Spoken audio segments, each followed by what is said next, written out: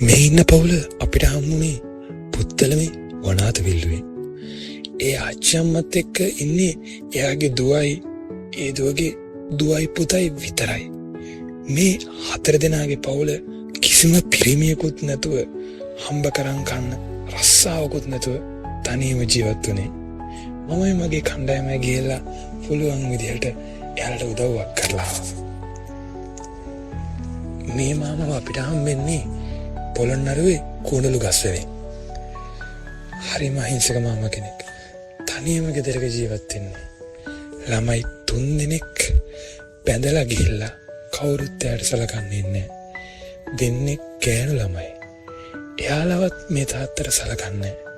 එවිට ගන්නවත් බැරුව තනියම ගෙදෙට්ට වෙලා කවුරු හරි දෙන දෙයක් කාලා ජීවත් වෙන්නේ.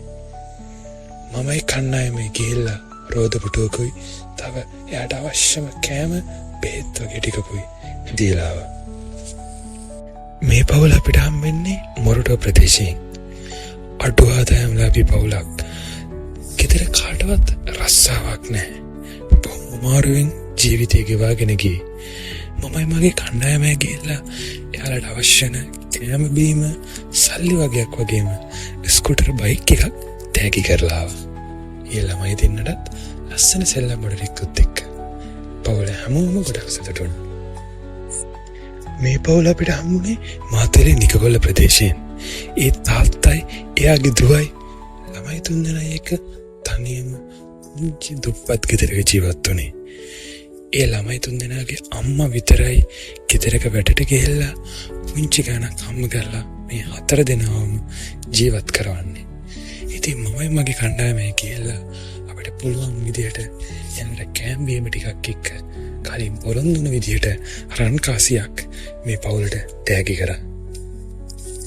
මේ අම්මව අපිට හම්බුනේ පොළොන්නරුව අඹගස්සව ප්‍රදේශයෙන්. තනියම ජීවත් වුණේ. මේ අම්මගේ කතාව නම් හරිම සංවේදී.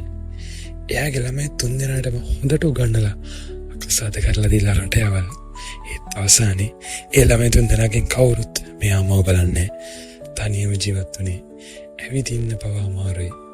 ඉතින් මමයි මගේ කණ්ඩායම ගිහිල්ලා රෝද පුටුව සහ ඒ අම්මට වැදගත් වෙන භාණ්ඩ ටිකක් කෑම බීම ටිකක් තෑගි කරලා ආවා. මම අභිමාන් කෝනාර. මමයි මගේ කණ්ඩායමයි ලංකාව වටේම ඉන්න දුප්පත් අය හොයාගෙන ගිහිල්ලා එයාලට උදව් කරනවා. ඔයත් මේ වගේ අවශ්‍යතා තියෙන කෙනෙක් නම් අපේ channel එක subscribe කරලා බෙල් එකෙන් කමෙන්ට් එකක් දාන්නත් අනිවාර්යෙන්ම ඔයාව හොයාගෙන එනවා.